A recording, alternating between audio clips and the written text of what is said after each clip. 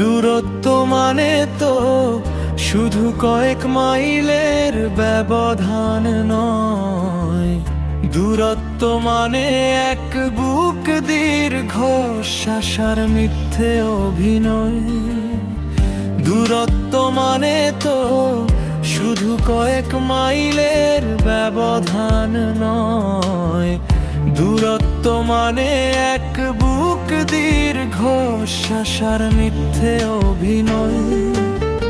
তোমাকে হারানোর পর এই শহরটা ঠিকই আছে, শুধু আমি হারিয়ে গেছি আমার নিজের কাছে।